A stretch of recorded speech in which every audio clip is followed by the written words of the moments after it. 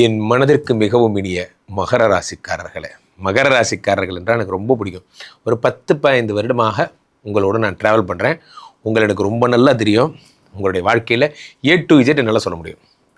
இந்த மே மாத பலன்களில் நிறைய இடங்களில் நம்ம இந்த மகர ராசிக்காரர்கள் ப்ராப்ளம். இப்போது இந்த நிலம் சம்பந்தப்பட்ட பிரச்சனைகளை தரக்கூடிய இந்த பாதகாதிபதி செவ்வாய் 4ஆம் இடத்திலே ஆட்சி பெறுகிறான். சந்தோஷம். ஏனென்றால் இந்த செவ்வாய்னாலே எமோஷன் தான். எமோஷன் வாழ்க்கையிலே நண்பர்களே, எத்தனையோ எமோஷன்ஸ்னால வாழ்க்கை இழந்தவங்க தான் ரொம்ப ஓவராக போயிட்டோமோ, என்னன்னு தானேயா கேட்டார் இருந்தாலும் அப்படிங்கிற மாதிரி இந்த எமோஷன்ஸ்னால வேலை போகிறது தான் ரொம்ப அதிகம். நோட் பண்ணி பார்த்தீங்கன்னா தெரியும். 4ஆம் இடம் என்பது வீடு மாடு மனை, 4ஆம் இடம் என்பது உயர்கல்வி உயர் பதவி. அந்த இடத்துல செவ்வாய் ஆட்சி பெறும்போது என்ன நடக்குதுலே, சூரிய பகவான் 8குடையவன். இது ஏற்கனவே இது ஒரு பிரச்சனைனா, 8குடையவன் 5ஆம் இடத்தில் இருக்கிறான். 8குடையவன் குட்டிச்சோறாக்குவான் என்பது விதி. இதன் அடிப்படையிலே 8குடைய சூரிய பகவான் 5ஆம் இடமாகப்பட்ட பூர்வ புண்ணிய ஸ்தானத்திலே இருக்கிறார். இது எப்படிப்பட்ட பலன்கள் என்றால், ஸ்ரீமடம் உலகின் ஒரே விஸ்வரூப விஷ்ணு மாயா சாத்தன் மடம் ஜோதிட உலகின் சூப்பர் ஸ்டார் பிரம்மஸ்ரீ ராம்ஜி சுவாமிகள் அழைக்கிறார். ஸ்ரீமடம் வாங்க, சந்தோஷமா போங்க.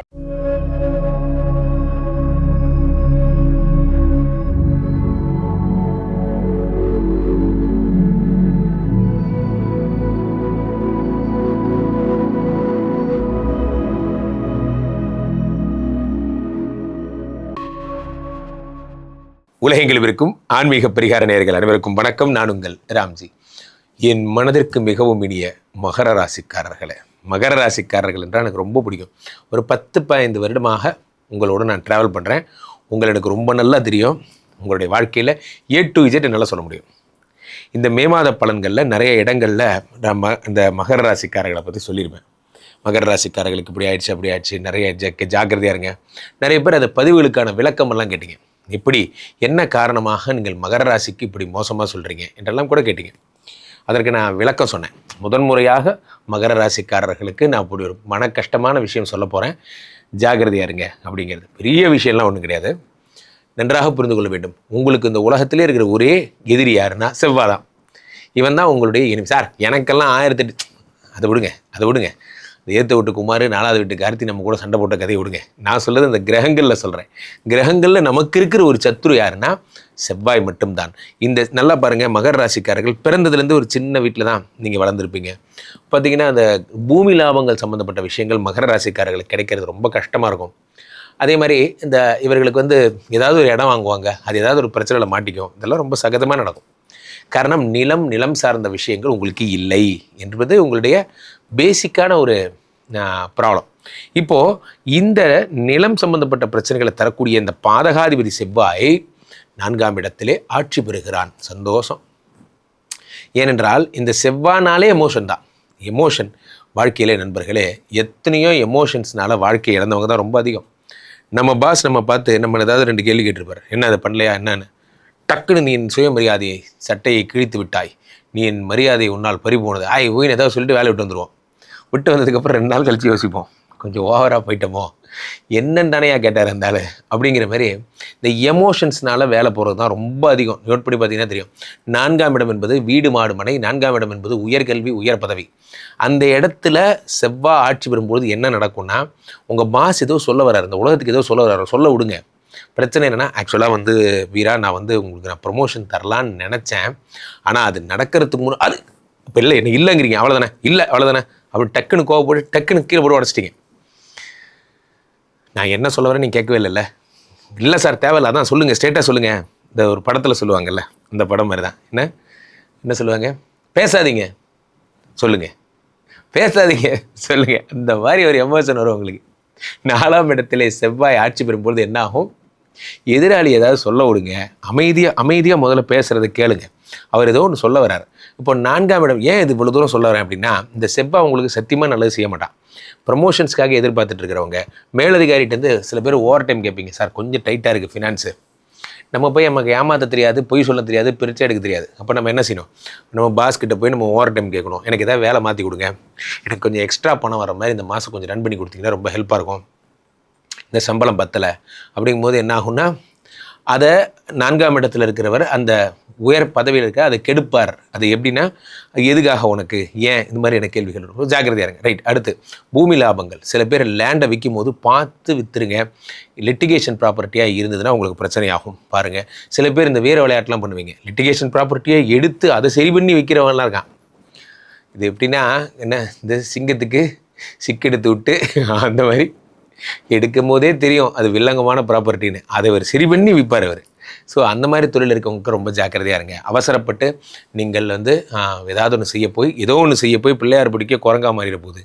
ஜாக்கிரதையாக இருங்க. 4ஆம் இடத்துல அந்த செவ்வாய் பகவான் ஆட்சி பெறும் பொழுது அரசு பணிகளில் இருக்கிறவங்க, முக்கியமாக ஒரே வார்த்தை சொல்கிறேன், இதை இவ்வளோ நேரம் சொல்லலை, வண்டி ஓட்டுறவங்க ஜாக்கிரதையாக இருங்க. வண்டி ஓட்டும் போது வெற்றிவேல் முருகனுக்கு அரோகரா, வெற்றிவேல் முருகனுக்கு அரோகரா, முருகா முருகா முருகா முருகா சொல்லிகிட்டே போகணும். காரணம் என்னவென்றால் முருகப்பெருமான் அருள் மட்டும்தான் உங்களை காக்க முடியும். 4ஆம் இடத்திலே செவ்வாய் பகவான் ஆட்சி பெறும் பொழுது என்ன நடக்கும்? கன்ஃபார்மாக ஆக்சிடென்ட் ஆயிரும். சிம்பிளாக ஒரே வார்த்தையில் சொல்லிட்டேன், கன்ஃபார்மாக ஆக்சிடென்ட் ஆயிரும். இப்போ வண்டி ஓட்டும் பொழுது ஜாக்கிரதையாக ஓட்டுங்க. நீங்களாக வண்டி எடுக்காதீங்க.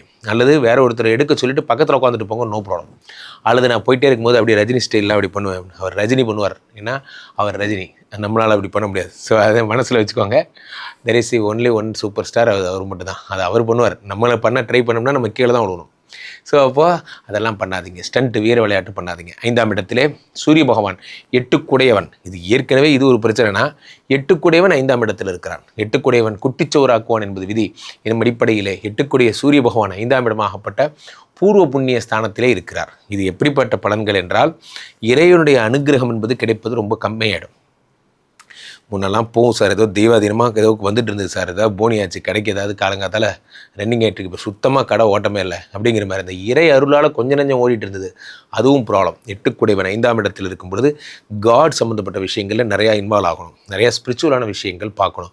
ஸ்பிரிச்சுவலான விஷயங்கள் யோசிக்கணும். நண்பர்களே, ஒன்று புரிந்து கொள்ளுங்கள், எந்த ஒரு தொழில் ஜெயிப்பதற்கும் நம்மளுடைய 2 கைகள் மட்டும் பத்தாது. 3ஆவதாக நம்பிக்கை என்பது தேவை. 4ஆவதாக இறைவனின் கை நமக்கு தேவை. இறைவன் நம்ம மேலே ப்ளஸ் பண்ணணும். நான் அடிக்கடி தம்பிகள்கிட்ட சொல்லுவேன், என்ன, எனக்கு தொழில் பிடிக்குதாங்கிறது தேவையில்லாத விஷயம், அந்த தொழிலுக்கு என்ன பிடிக்கணும் அதான் முக்கியம். அதே மாதிரி தான் உங்களுக்கும் சொல்கிறேன். 5ஆம் இடத்திலே 8 இருக்கும் பொழுது எதையாவது ஒன்று ஆரம்பிக்கணும்னு உங்களுக்கு தோணும். முக்கியமாக இந்த காஸ்மெட்டிக் சம்மந்தமான, புடவை சம்மந்தமான, சில பேர் புடவை கடை வைப்பீங்க.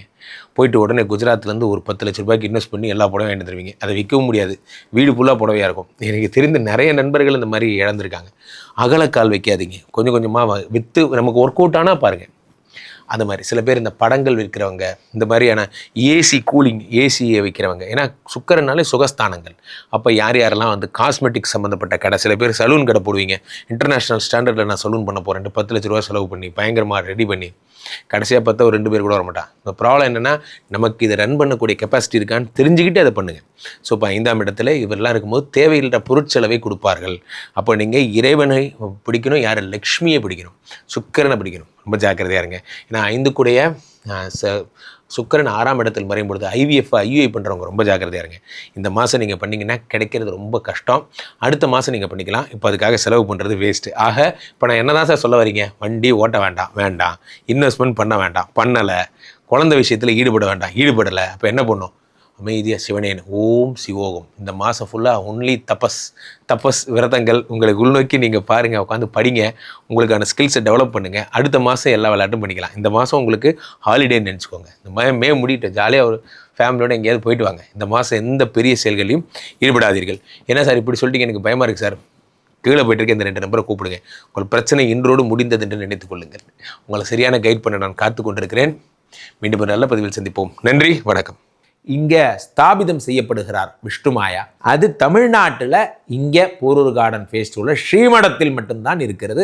வேற எங்கேயும் இவருக்கு ஆலயங்கள் கிடையாது. நம்மளுடைய வேலை இல்லை, குழந்தை இல்லை, நமக்குடைய எதிர்காலம் கேள்விக்குறியாக இருக்குது, கள்ள தொடர்பு, ஏமாற்றம், துரோகம் போன்ற பிரச்சனைகளுக்காக ஸ்பெசிஃபிக்காக பண்ணுற ஒரு ஹோமம்.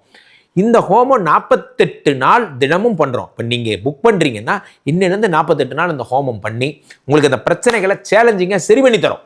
ஸோ விஷ்ணுமாயா சாத்தனுடைய ஆலயத்திற்கு நீங்கள் வாருங்கள், இந்த ஸ்ரீமடத்திற்கு வாருங்கள், வந்து இந்த ஹோமத்தில் கலந்து கொள்ளுங்கள். இதை பற்றி தரவுகள் கீழே போயிட்டு இருக்க நம்பரை கேட்டு தெரிஞ்சு புக் பண்ணிக்கிட்டு இந்த ஹோமத்தில் நீங்களும் பங்கெடுக்கலாம்.